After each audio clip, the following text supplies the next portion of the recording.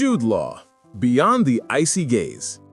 Welcome to Actors Are Born, the podcast that explores the lives and careers of those stars whose calling seems written in destiny. Today, we turn the spotlight on a British actor who has redefined the concept of the leading man.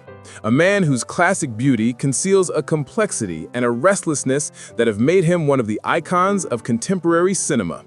We're talking about David Jude Hayworth Law, known to everyone simply as Jude Law.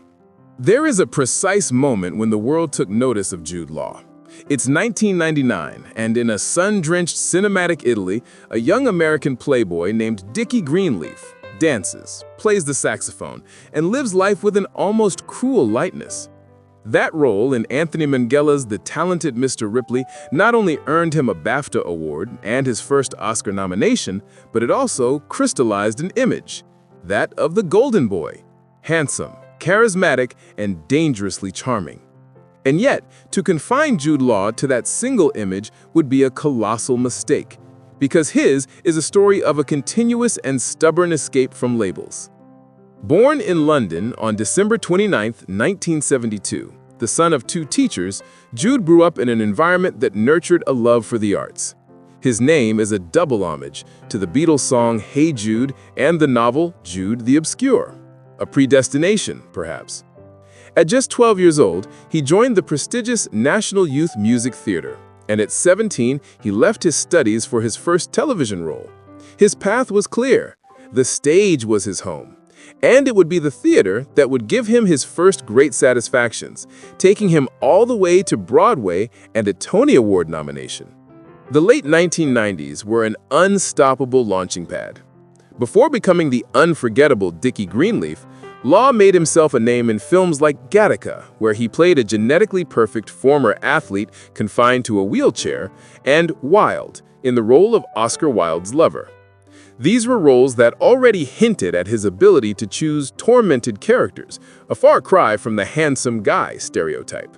With the arrival of the new millennium, his career exploded. He worked with the greatest directors.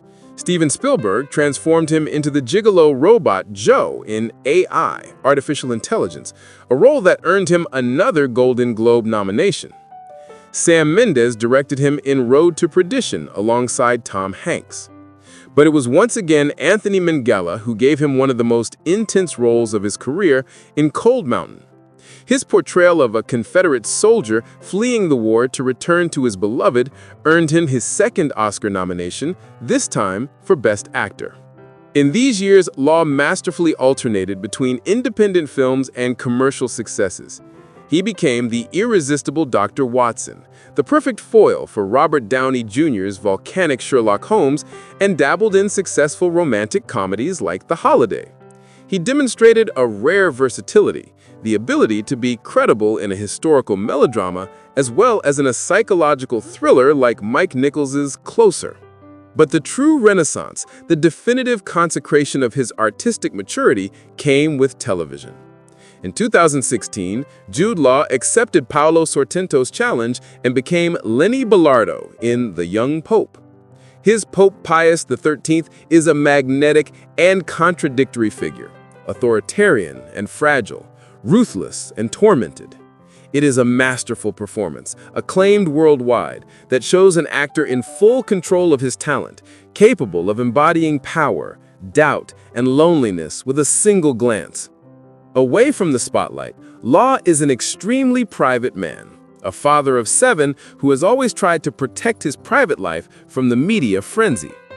This reserve contrasts with the generosity he puts into each of his characters, from his recent portrayal of the young Albus Dumbledore in the Fantastic Beasts saga to his more complex and obscure roles. Looking back, Jude Law's career appears as a coherent path, guided by intelligence and the courage to never settle. He has used his beauty as a weapon, only then to sabotage it, hide it, and overcome it, to prove that behind those clear eyes there was much more. There was and is a pure talent, an actor born, yes, but who became great through hard work, study, and a tireless search for truth. Thank you for listening to Actors Are Born. See you next time with a new portrait a new story.